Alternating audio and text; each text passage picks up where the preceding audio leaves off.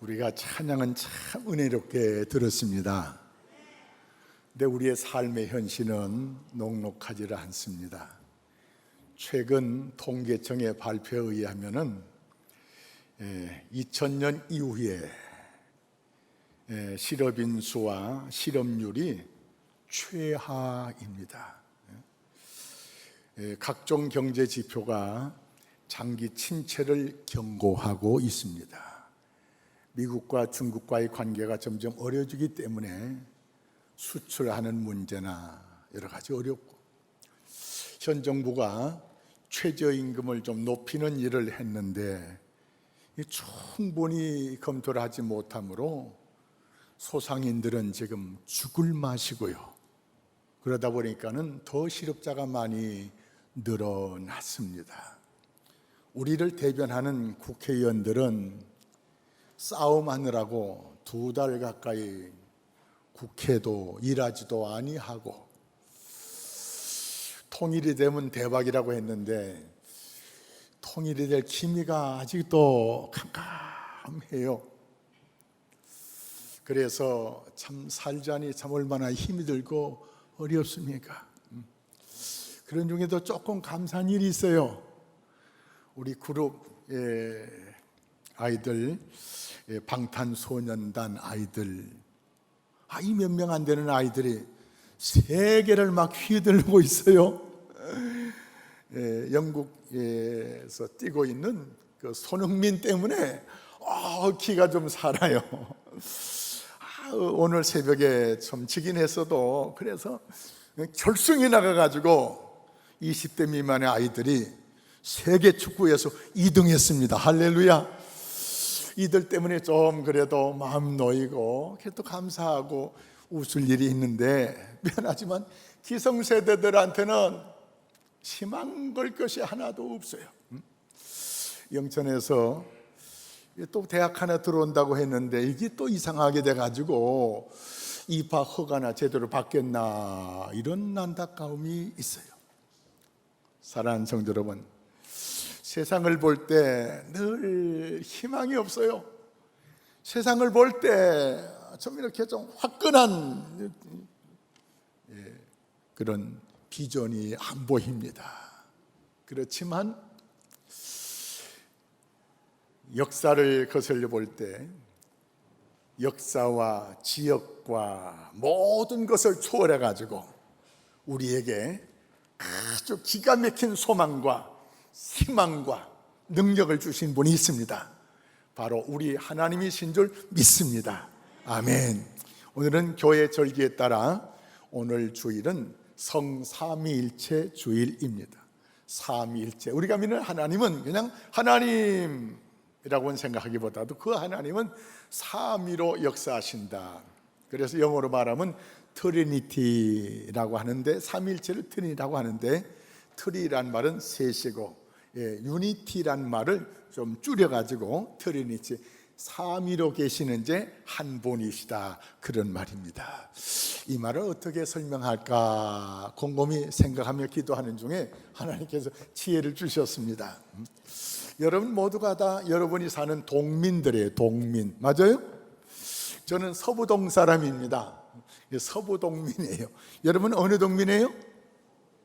야사동민, 중앙동민, 망정동민, 자, 동민입니다.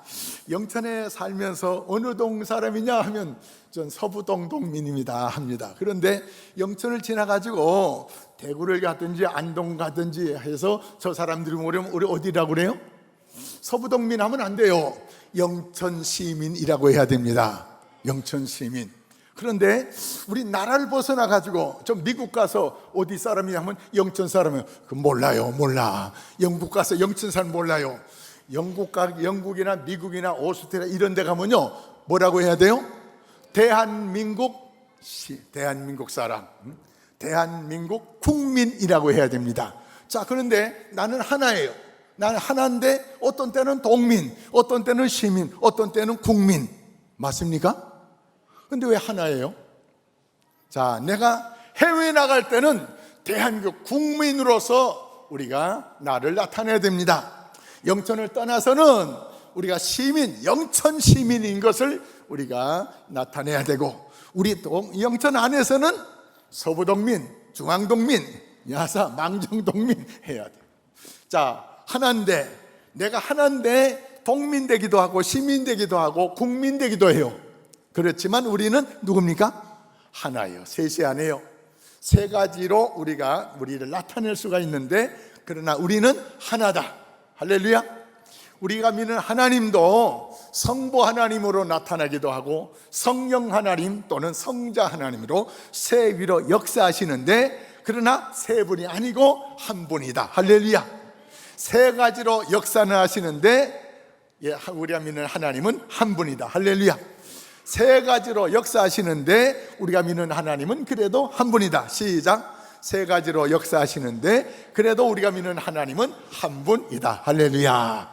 공부 잘하셨습니다. 삼위일체 하나님, 내가 믿는 하나님은 삼일체 하나님이에요. 왜 이렇게 삼위로 역사하시느냐? 폭넓게 하나님을 자세히 알므로 흔들리지 아니하고 담대하게 하나님의 사람으로 살아가도록 하기 위해서 삼위로 역사하십니다. 하나님, 예수님께서 우리에게 복음을 주셨어요. 몇 가지 주셨어요? 복음서 몇 가지 주셨어요? 마태, 마가, 누가, 요한. 왜 이렇게 네 가지나 주셨을까요? 이 복음서를 기록한 기자들이 이 복음서를 받는 사람의 대상이 다르기 때문에 그래서 네 가지로 썼어요. 마태는 유대인을 위해서 썼어요. 유대인. 대상이 수신자가 유대인이에요. 마가는 로마 사람을 위해 썼어요. 그래서 로마의 문화가 있어요. 누가는 헬라 사람을 위해서 썼어요. 그리고 요한은 세계 사람들을 위해서 썼어요. 그래서 이 복음서의 표현력이 좀 달라요. 마태복음에 족보가 나오는데 누가복음에 족보가 나와요. 근데 족보가 달라요.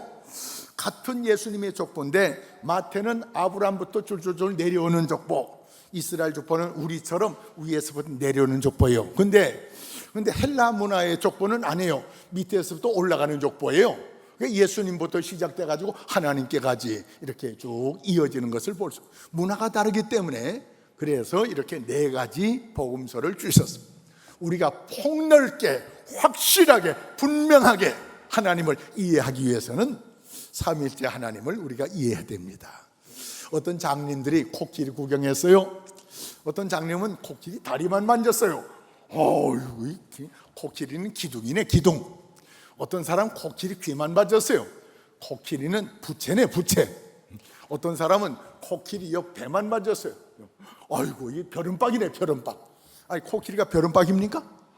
어떤 사람 코끼리 꼬리만 만졌어요. 코끼리가 뱀 같네, 뱀 같네. 코끼리가 뱀 같습니까? 종합을 해야 폭넓게 이해합니다. 코끼리는 다리는 기둥 같고, 배는 벽 같고, 귀는 부채 같고, 꼬리는 뱀 같고, 합쳐야 코끼리를 넓게 이해합니다. 할렐루야. 그래서 우리 하나님도 성부 하나님을 이해하고 성자 하나님 이해하고 성령 하나님 이해해야 우리가 믿는 하나님을 제대로 확실하게 이해하고 확실히 흔들리지 않는 믿음으로 살아갈 수 있기 때문에, 그래서 우리는 성부, 성자, 성령 하나님을 제대로 이해해야 될 줄로 믿습니다. 먼저 성부 하나님은 사랑의 하나님으로 성경에 강조하고 있어요. 예수님은 사랑 없느냐? 아니에요. 예수 사랑하심은 예수님 사랑 있어요. 그런데 주로 하나님 아버지는 사랑을 특별히 우리에게 부어주셨습니다. 할렐루야. 그래서 사도행전 요한복음 3장 16절 하나님이 세상을 이처럼 사랑하사, 할렐루야, 하나님이 세상을 사랑하사 우리를 사랑하셔서 독생자 보내주셨답니다. 뿐만 아니고 예수님께서 요한복음 5장 17절에 하나님을 나의 아버지라고 했어요. 아버지라. 뿐만 아니고 또 이제 8장 42절에도 너희 하나님, 내가 믿는 하나님은 너희 하나님이다는 거예요. 마태복음 23장 9절 말씀에 보면은 우리에게 이런 말씀을 하십니다. 땅에 있는 아버지가 너희 아버지가 아니고요, 하늘에 계신 아버지가 너희 아버지래요. 그러면 우리 육신의 아버지는 뭐냐? 하나님을 대신해서 하나님께서 우리 육신의 아버지 어머니를 통해 가지고 우리를 세상에 태어나게 했어요. 그런데 원래 우리를 만드신 분은 우리 아버지 어머니가 아니고요, 하나님께서, 이사야 44장 2절 말씀이 하나님께서 모태에서 우리를 지으시고 만드셨대요. 우리 아버지 어머니가 만들었다면 우리 머리카락 몇 개 만들어서 심었는지 아실 거예요. 근데 아무도 몰라요. 하나님만 아세요. 할렐루야. 하나님이 우리를 만드셨습니다. 할렐루야. 그래서 고린도서 8장 6절 말씀에 우리에게는 한 하나님 곧 아버지가 계시니 만물이 그에게서 났고 우리도 그로 말미암느니라. 만물을 하나님이 만드셨고 우리도 하나님이 만드셨는데 어머니 뱃속에서 하나님이 우리를 만드셨답니다. 할렐루야. 만드신 분이기 때문에 우리 하나님이 참 하나님이고, 우리 부모님들은 부모님을 통해서 만드시기 때문에 우리 육신의 아버지도 아버지를 한데, 우리 육신의 아버지 말고 하나님 말고 다른데 아버지를 하면 안 돼요. 김일성 아버지 하면 안 돼요. 천주교에서는 신부를 아버지라고 해요. 신부를. 여러분 저한테 아버지라고 안 하대요. 왜 안 합니까? 아버지는 하늘에 계신 분만 아버지예요. 인간 목사가 아버지 안 돼요. 안 돼요. 안 돼요. 안 돼요. 그런 면이 좀 천주교가 좀 잘못됐어요. 신부라고 하면 안 돼요. 성경이 분명 나오는데 마태복음 23장 9절 말씀에 땅에 있는 자들을 아버지라 하지 마라. 육신의 아버지 말고 엉뚱한 사람 아버지라 하지 말래요. 김일성 아버지라 하면 안 됩니다. 신부를 아버지라 하면 안 돼요. 아무도 다른 사람 아버지라 하면 안 돼요. 오직 하나님만 우리의 영의 아버지가 되십니다. 할렐루야. 하나님은 우리를 창조하신 분이기 때문에 우리 아버지야 뿐만 아니고 에베소서 3장 14절에 내가 하늘과 땅에 있는 각 족속에게 이름을 주신 아버지 앞에, 우리 하나님은 우리에게 이름을 주셨어요. 이름을 주시는데 창세기 보니까는 하나님께서 아담을 만드신 다음에 아담 앞에 코끼리, 개, 여우 뭐 이런 것들 쭉 이렇게 한 줄로 오게 합니다. 오게 해서 아담이 부르는 것마다 그 새 짐승의 이름이 됐어요.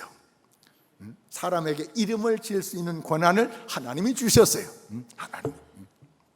우리의 이름도 우리의 부모님이 우리의 이름을 짓게 해주신다. 근데 원래 이름을 주신 분은 하나님이십니다. 하나님께서 인간을 만드시고 그리고 사람. 우리가 다 사람이죠. 짐승 아니죠.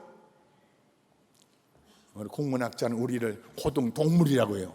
그 국문학자 그분은 사전에 인간을 고등동물이라고 하는데, 이 모든 인체 구조는 동물하고 좀 비슷하지만 그러나 영성은 전혀 달라요. 우리는 하나님의 자녀입니다. 하나님 아버지. 하나님의 아버지는 우리를 사랑하셔서 그리고 우리를 만드시고 우리에게 이름을 주시고 또 우리의 보호자가 되주셔요. 예레미야 3장 4절에 내가 이제부터는 내게 부르짖기를 아버지여, 아버지는 나의 보호자십니다. 하나님 아버지가 우리의 보호자가 되시고 우리를 이름도 지으시고 우리의 가는 길을 지도하시고 인도하시고, 그래서 그분이 바로 우리의 하나님 성부 하나님 아버지가 되십니다. 그 아버지께서 예수님을 보내주셔가지고 아버지의 사랑을 우리에게 보여주셨습니다. 그래서 요한일서 4장 8절로 11절 말씀에 우리를 사랑하사 우리 죄를 속하기 위하여 화목제물로 그 아들을 보내셨습니다. 이같이 우리를 사랑하셨은즉 우리도 서로 사랑하는 것이 마땅하도다. 사랑하는 성도 여러분, 성경을 통해서 내가 왜 살아가야 되냐 하는 것을 주님이 하나님께서 가르쳐 주십니다. 여러분 왜 살아갑니까? 돈 벌기 위해서 살아갑니까? 시집장가하고 잘 살기 위해서 살아갑니까? 정치적으로 높은 사람 되기 위해서 살아갑니까? 권력을 얻기 위해서 살아갑니까? 인기를 얻기 위해서 살아갑니까? 왜 살아갑니까? 왜 살아갑니까? 라고 물을 때 세상 사람들은 정말 마음에 와닿는 답을 못해요. 근데 우리는 왜 살아갑니까? 왜 살아가요? 기억이 안 나서 대답 못하시긴 한데 우리는 사랑하기 위해서 살아갑니다. 할렐루야. 사랑하기 위해서. 성경 말씀 다 합치면 이 마태복음 22장에 보니까는 주님께서 이 성경 말씀 전체를 둘로 나눠서 말씀했어요. 너희는 마음을 다하고 목숨을 다하고 뜻을 다하여 주 너의 하나님을 사랑하라. 그리고 내 이웃을 내 몸처럼 사랑하라. 이것이 온 율법과 선지자의 대강령이니라. 할렐루야. 사랑하는 성도, 우리는 사랑하기 위해서 살아가는 겁니다. 할렐루야. 하나님도 사랑하고 이웃도 사랑하고 사랑하기 위해서 살아가는 거예요. 할렐루야. 내 자식만 사랑하는 것이 아니에요. 나는 사랑하기 위해서 살아가리라. 할렐루야. 따라가지고 같이 할게요. 시작. 나는 사랑하기 위해서 살아가리라. 할렐루야. 우리는 사랑하는 사람들. 그래서 하나님이 우리를 부르실 때 사랑하는 자요. 하나님은 사랑하는 자요. 사랑하기 위해서 살아가는 자요. 그래서 직장에서나 어디서 우리는 사람을 사랑하고 하나님 사랑하시기 바랍니다. 할렐루야. 내가 왜 산다고요? 돈 벌기 위해서 살면은 돈 안 벌리면 죽어야 되네요. 명예 얻기 위해 살면 명예 못 얻으면 죽어야 되네요. 출세하기 위해서 삽니까? 출세 못하면 죽어야 돼요? 아니에요. 출세 못해도 돈 못 벌어도 못났어도 많이 배우지 못했어도 우리는 사랑하기 위해서 살아갑니다. 할렐루야. 사랑하기 위해서. 우리 제일교회 성도들 왜 삽니까? 사랑하기 위해서. 누구를 사랑하기 위해서? 누구 사랑하기 위해서? 하나님 사랑하고 이웃 사랑하고 이웃을 어떻게? 내 몸처럼. 할렐루야. 적어도 우리는 품격 있게 사셔야 됩니다. 답변하더라도 시시하게 답변하지 말고, 영천에서 우리 교회가 무슨 교회요? 제일교인은 제일교인답게 대답해야 돼요. 그냥 아무렇게 대답하면 안 돼요. 말씀대로 내가 사는 목적은 사랑하기 위해서. 우리 자녀들에게도 이런 교육 가르쳐야 돼요. 너희들이 사는 목적은 사랑하기 위해서 살아가는 거다. 하나님을 사랑하고 세상을 이웃을 사랑해라. 할렐루야. 출세 못해도 괜찮아요. 돈 못 벌어 괜찮아. 취직 못해도 괜찮아. 중요한 것은 사랑하기 위해서 살아가거라. 할렐루야. 할렐루야. 성부 하나님은 이렇게 우리를 사랑의 삶으로 살아가도록 인도하시는 분이십니다. 두 번째, 성자 하나님. 예수님께서 내가 온 것은 세상을 심판하기 위해서 온 것이 아니고 내가 세상을 구원하려 함이라. 요한복음 12장 47절에 말씀해 주셨습니다. 예수님이 십자가에 달려 돌아가심으로 말미암아 하나님의 사랑인데, 인간이 죄를 졌어요. 죄 지은 것 그냥 무조건 용서해 주는 것이 아니고 죄값을 예수님이 지불해 주셨어요. 죄값을 지불해 주셨어요. 그래서 하나님의 공의를 예수님의 십자가의 사랑으로 공의를 충족시켜. 죄의 싹은 사망인데 대신 죽어졌어요.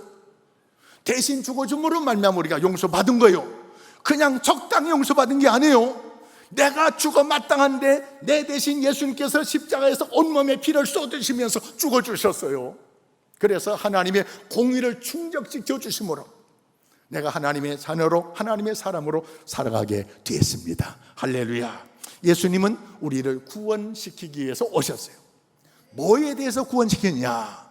제일 먼저 죄에 대해서 우리를 구원시키기 위해서 오셨습니다.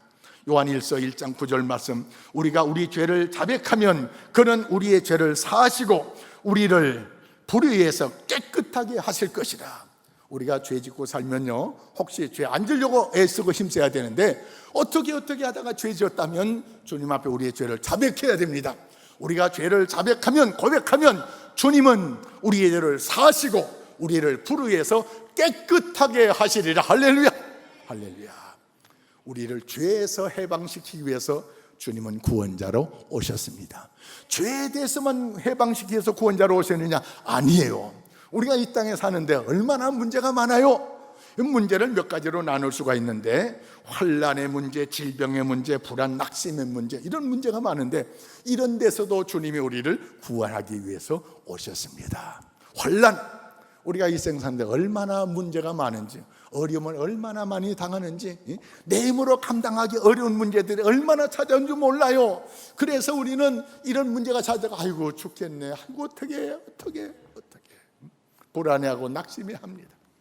자, 그런데 주님께서 이렇게 어려운 환난, 역경 만났을 때 이걸 이겨낼 수 있는 구원자로 우리에게 오셨습니다. 시편 50편 15절 말씀에 환난 날에 나를 부르라.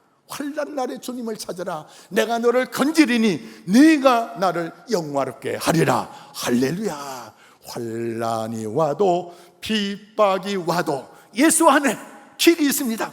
주님이 길을 열어주십니다. 할렐루야.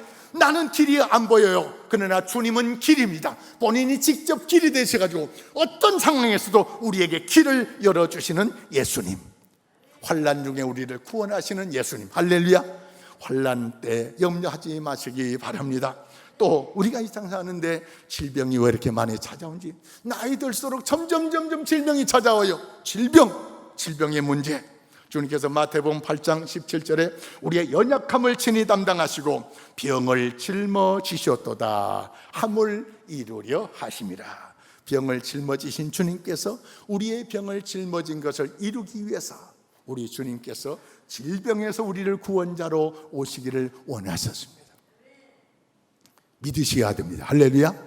야고보서 5장 15절 말씀에 믿음의 기도는 병든 자를 구원하리니, 죄를 졌으면 서로 고백하고 서로 병 낫기를 위해서 기도하라. 의인의 간구는 역사하는 힘이 능력이 많으리라. 할렐루야. 주님은 질병에서 우리를 구원하기 위해서 오셨습니다. 그래서 예수님 시대에 수많은 질병자들이 찾아옵니다. 38년 된 병자도 찾아옵니다. 12살 돼가지고 죽은 아이도 예수님에게 고쳐달라고 찾아옵니다. 12년 혈루증 걸린 여인도 찾아옵니다. 중풍병자도 찾아오고 소경도 찾아오는데 주님 앞에 찾아온 자마다 다 병에서 고침 받았습니다. 할렐루야. 믿음으로 주님 말씀 들을 때, 병에서 고침 받는, 소경에서 눈이 떠지는 이런 놀라운 역사가 일어났습니다. 우리 주님은 죄에서 우리를 구원하기 위해서 오셨습니다. 환난에서 우리를 구원하기 위해 오셨습니다. 또 질병에서 우리를 구원하기 위해서 오셨습니다.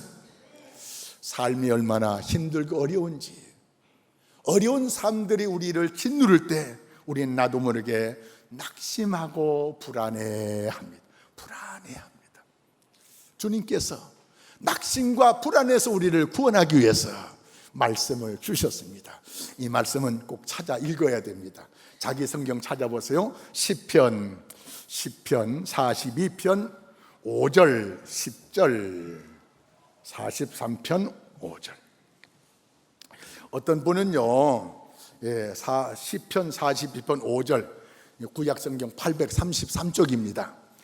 어떤 분은 42편 5절을 읽으시고, 어떤 분은 42장 11절을 읽으시고, 어떤 분은 43장 5절을 읽으시기 바랍니다. 제가 같이 읽자고 할 때 같이 읽는 겁니다. 따로 읽는 거예요. 자, 한번 읽어볼까요? 시작. 내 영혼아, 내가 어찌하여 낙심하며 어찌하여 내 속에서 불안해하는가? 너는 하나님께 소망을 두라. 그가 나타나 도우심으로 말미암아 내가 여전히 찬송하리로다. 아멘.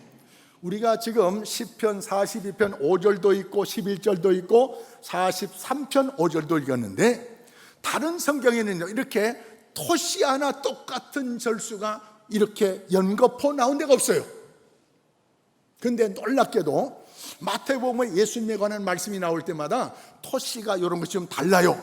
구하라 그러면 주실 거예요. 이것도 마태복음과 누가복음에 좀 달라요. 그런데 이 시편 42편 5절 11절 43편 5절은 토시 하나 틀리지 않고 똑같아요. 내 영혼아, 내가 어찌하여 낙심하며 어찌하여 불안해하는가? 삶이 어렵고 힘들다고 낙심하고 불안해하는 성도에게 준 말씀입니다. 너는 어찌하여 낙심하며 어찌하여 내 속에 불안한가? 너는 하나님께 소망을 두라. 그가 나타나 나를 도우심으로 말미암아. 우리 주님께서 우리가 하나님께 소망을 두고 하나님 앞에 매달리 기도할 때 하나님께서 나타나 도우심으로 말미암아 내가 여전히 찬송하리로다. 할렐루야. 내가 여전히 찬송, 이거 한번 같이 해볼까요? 시작. 내가 여전히 찬송하리로다. 할렐루야. 사랑하는 성도 여러분, 상황이 너무 어렵다 보면 낙심할 수도 있고 불안해할 수도 있습니다. 그런데 주님께서 세 번씩 강조하면서 내가 어찌하여 불안해하느냐, 어찌하여 낙심하느냐, 너는 하나님께 소망을 두라. 사람에게 소망 두지 마세요. 의지할 세상의 사람은 없습니다. 오직 하나님만이 나의 길이요, 하나님이 나의 힘이요, 나의 방패요, 나의 소망이요, 나의 산성이요, 나의 피난처이십니다. 여호와 하나님만이 내게 부족함이 없도록 채워주는 분인 줄 믿습니다. 그만 의지하고 그만 따라가면 우리가 사망의 음침한 골짜기에서도 해받지 아니할 뿐만 아니라 하나님의 놀라운 역사심 속에 내 잔이 넘치는 은혜를 우리가 누리게 될 줄로 믿습니다. 아멘, 할렐루야. 주님께서 우리의 구원자로 오셨습니다. 죄에서만 구원하는 것이 아니고 어디에서 구원하신다고요? 환난에서 구원하시고, 그 다음에 질병에서도 구원하시고, 세 번째 근심과 낙심에서도 구원하시고. 할렐루야. 우리 주님은 우리의 완전한 구원자로 오셨습니다. 완전한 구원자로 오셔서 우리의 삶을 구원시키면서 우리에게 평안을 주시고, 우리에게 마음의 안식을 주시고, 우리에게 위로해 주시는 놀라운 역사가 있습니다. 예수만이 우리의 위로자가 되시고, 예수만이 우리의 삶을 책임져 주시는 길이요 진리요 생명 되신 분인 줄 믿습니다. 할렐루야. 그래서 예수 한 분만으로 우리는 만족할 수 있습니다. 할렐루야. 다른 것으로 만족하려고 하지 마세요. 이웃집에 돈 얻으러 갔다가 돈 못 얻는다고 낙심하지 마세요. 예수 안에 길이 있습니다. 이웃집 사람에게 길이 있는 것이 아니에요. 나보다 신분 높은 사람에게 길이 있는 것이 아니에요. 대통령도 헤매잖아요. 장관들도 헤매잖아요. 기업인들도 헤매잖아요. 헤매는 사람 앞에 뭘 의지한단 말입니까? 헤매지 아니하시는 변함이 없으신 불변하신 하나님 안에 우리의 길이 있습니다. 예수 안에 길이 있습니다. 예수 안에 길이 있어요. 할렐루야. 우리에게 길을, 구원의 길을, 은혜의 길을 열어주신 주님, 이 주님을 온전히 믿으시고 낙심하지 마시고 절망하지 마시고 주님의 이름을 부르면서 은혜를 받는 역사가 있기를 주 이름으로 축원합니다. 아멘. 세 번째, 성령 하나님. 예수님께서 요한복음 14장에 내가 아버지께 구하기, 내가 이제 너희를 떠나겠다는 거예요. 이 세상을 떠나시겠다는 거예요. 내가 떠남으로 인해서 보혜사 성령을 우리에게 보내주신, 내가 아버지께 구하겠으니 그가, 하나님 아버지께서 보혜사 성령을 너에게 주사 영원토록 너희와 함께 있게 하리라. 예수님께서 마태복음 28장 19절 20절에 너희는 가서 모든 족속 제자라 삼아 아버지와 아들과 성령님 세례를 주고 내가 너에게 분반 모든 가르쳐 지키게 하라. 그리고 하신 말씀이 내가 너희와 함께 하겠다. 영원토록 함께 하겠다. 영원토록 함께 하겠다고 해놓고 예수님께서 하늘로 올라가시는 거예요. 육신 한 목숨을, 한 육신을 가지고 오신 예수님은 우리 모두와 영원히 함께 할 수가 없습니다. 그래서 우리 모두와 영원토록 함께 하기 위해서 주님이 올라가시면서 보혜사 성령을 보내셔서 보혜사 성령으로 하여금 영원토록 우리와 함께 하시게 했다는 겁니다. 보혜사 성령. 요한복음 고린도전서 3장 16절에 너희 몸이 하나님의 성전이고 하나님의 성령이 너희 안에 거하는 줄 알지 못하느냐. 예수님께서 기도하심으로 예수 믿는 모든 성도들에게는 성령을 보내주셨는데 내가 잘 느끼질 못하고 있어요. 우리 안에, 우리 속에 성령 보내신 걸 믿으시기 바랍니다. 보내신 성령을 충만하게 느껴야 됩니다. 할렐루야. 남녀 종들에게 성령을 물 붓듯이, 이 말은 다른 말이고 이미 보내주셨는데 성령께서, 내 안에 와 계신 성령께서 나로 하여금 나에게 역사하시도록 성령에게 내 모든 기회를 드려야 됩니다. 할렐루야. 성령이여 역사하시옵소서. 성령 역사하시옵소서. 성령이 역사할 때, 성령이 우리에게 오신 이유는 사도행전 1장 8절의 말씀처럼 성령이 내게 임하시면 너희가 권능을 받고, 권능, 내가 감당할 수 없는 세상에서 세상을 감당할 수 있는 능력을 우리가 공급받고, 성령이 오시면 우리가 하나님과 소통하게 됩니다. 성령은 진리의 성령이요 지혜의 성령입니다. 지혜. 성령이 우리에게 지혜를 주셔요. 세상이 감당치 못할 지혜를 주셔요.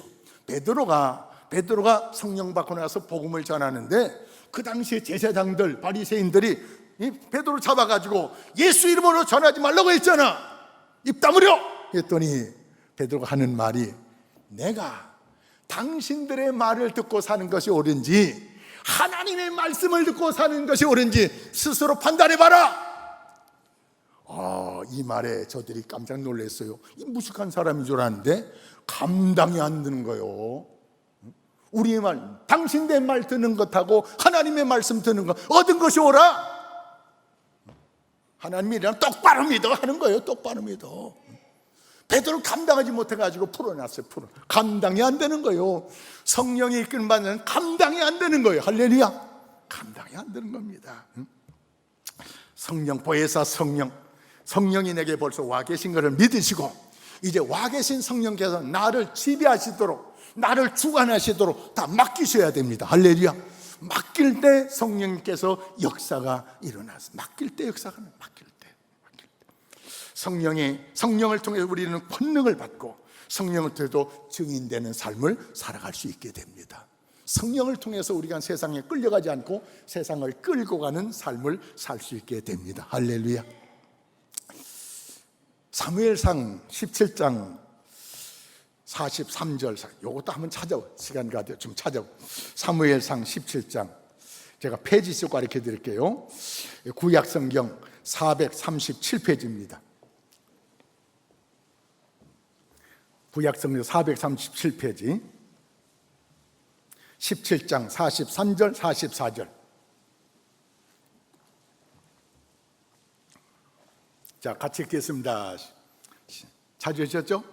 43절 44절 시작. 블레셋 사람이 다윗에게 이르되 내가 나를 개로 여기고 막대기를 가지고 내게 나왔느냐 하고 그의 신들의 이름으로 다윗을 저주하고, 그 블레셋 사람이 또 다윗에게 이르되 내게로 오라, 내가 내 살을 공중의 새들과 들짐승들에게 주리라 하는지라. 넘어가서 49절 보겠습니다. 49절 48절 9절 같이 읽습니다. 시작. 블레셋 사람이 일어나 다윗에게로 마주 가까이 올 때 다윗이 블레셋 사람을 향하여 빨리 달리며 손을 주머니에 넣고 돌을 가지고 물매로 던져 블레셋 사람의 이마를 치매 돌이 그 이마에 박히니 땅에 엎드려지니라. 아멘. 배경을 설명할게요.